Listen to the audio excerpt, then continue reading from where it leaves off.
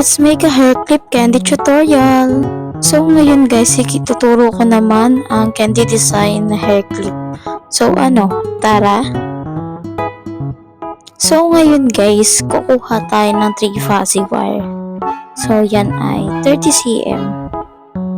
Then kukuha tayo ng dalawang 1/4.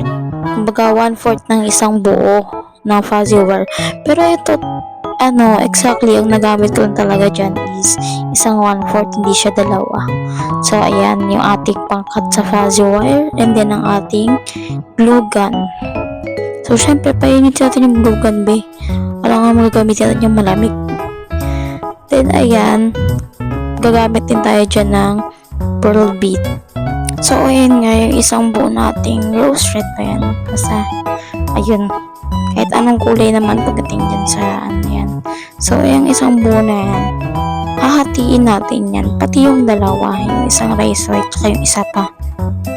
Yan, hahatiin natin silang tatlo ng tigka kalahati. Yan, so makikita nyo yun, hati ko naman na. So naging dalawa na siya. So magiging pala 6 na peraso yan pag nahati lahat. So ayan na siya. Then after nyan, tutupiin natin yung main tsaka yung rice white na color ng ating fuzzy wire ng ganyan. So ilalak lang muna natin sa dulo tsaka natin siya parang rolluhin ba ng So ayan, panoorin nyo na lang, makikita nyo naman.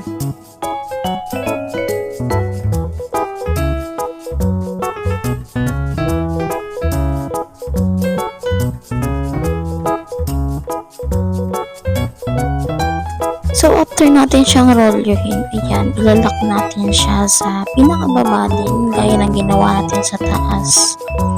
So, ayan siya, nilak ko na siya. Then, gagawin natin yan dun sa isang pair pa ng rice white tsaka ng rose red na color ng fuzzy wire. So, ayan na siya. Then, yung dalawang half is ihahap pa natin yan. Parang gagawin, kakat na natin ng tig 1/4 sila. Ayan.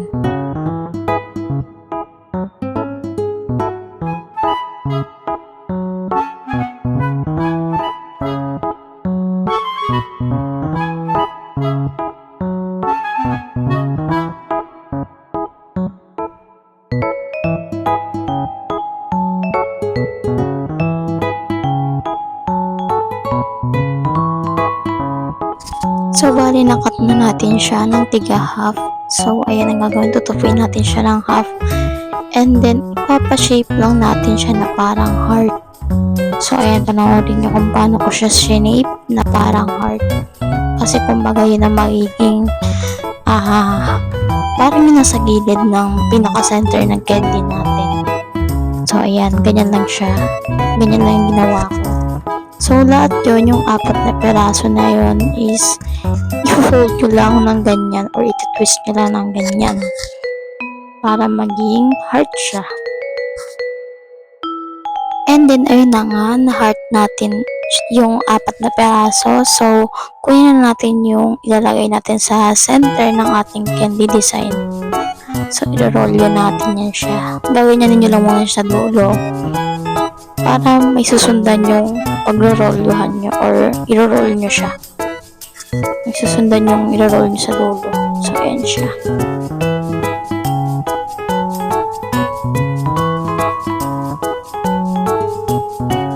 So, habang nagpapainit tayo ng ating glue gun, so gagawin natin yung sinasabi ko sa inyo kanina na hindi ko naman pala kailangan ng dalawang 1/4. So, isa lang. Kasi hahatiin ko lang siya ng 1/8, yung pinakamaliit na. Then, i-roll ko siya ng ganyan.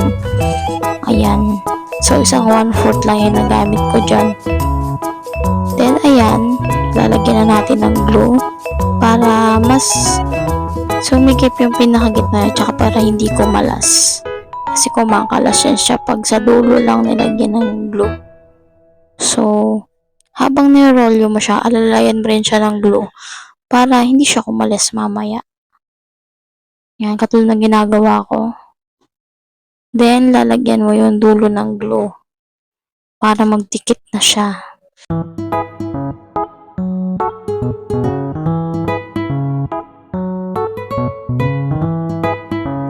after nyan, hahawakan mo muna siya para magdikit talaga yung glue niya. Hawakan mo lang siya ng ilang minutes. Ayan, so ganyan na siya. Then, gagawin mo rin sa isa. Ayan na siya. So, nagawa ko na yung tig-isa. Nirolyo ko na ng parehas. Then, ididikit na natin yung mga heart na ginawa natin kanina.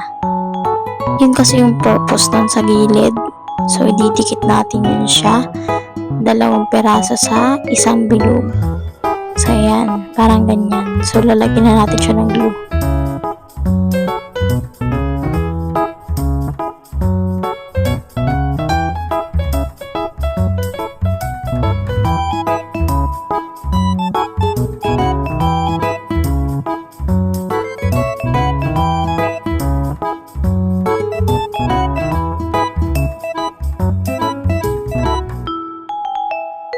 Tapos after nyo siyang dikitin is linisan nyo lang siya kasi tulad niya may mga glue na sumasabit. So lilinisan nyo yan siya.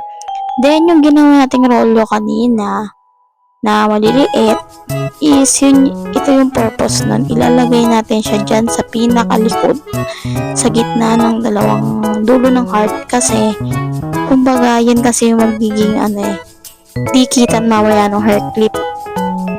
Yan, so nakalimutan ko rin pala kanina i-add sa materials yung hair clip natin. So ayan, dikit na natin siya sa likod. Then gagawin din natin yan sa kabit, sa isa. So ayan na siya, nagawa ko na siya. And then bago natin siya lagyan ng beads is ilalagay muna natin siya sa clip. Ayan, makikita nyo nilalagay ko na siya sa clip. So syempre, 2 yung kailangan natin yun kasi pares nga eh. So, ayan siya.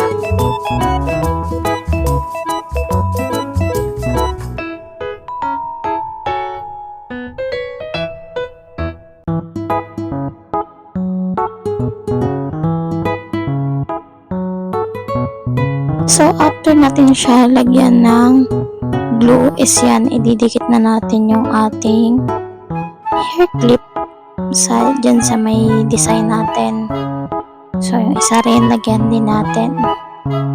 So, yan talaga yung purpose ng maliit na bilog na ginawa natin kanina para mailagay dyan sa gitna. Kasi ang pangat kung walang ganyan, mabilis siyang matatanggal. So, nilalagyan talaga natin ng ganyan. Kahit yung mga tira-tirang putol lang ng fuzzy words natin pag gumagawa tayo ng flowers, pwede natin yung itabi kasi pwede nating magamit sa mga ganyan na design. So ayan, konting gains lang kasi ang daming glue na nandyan. So tapos na natin siyang gawin and then lalagyan na natin siya ng beads sa gitna para syempre hindi naman plain yung candy natin, di ba? Mukha pa rin siyang elegant tingnan. So, ayan, naglagay lang ako ng konting glue sa gitna. Then, nilagay ko yung beads dyan. So, ayan na siya. Tapos, push nyo lang siya ng paloob para hindi siya kumalas. Once na sinuot na siya or nakaklip na siya sa buho para lumubog yung beads niya sa gitna. So, ayan siya. Ayan, nilagyan din natin yung kabila. Then, patutuyuin nyo lang yung glue. Then, ayan na. Tapos na siya, be.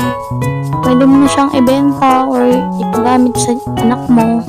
Diba? So, ganun lang kadali ang candy design ng ating hair clip. Sana may natutunan kayo, guys, sa tutorial na ito.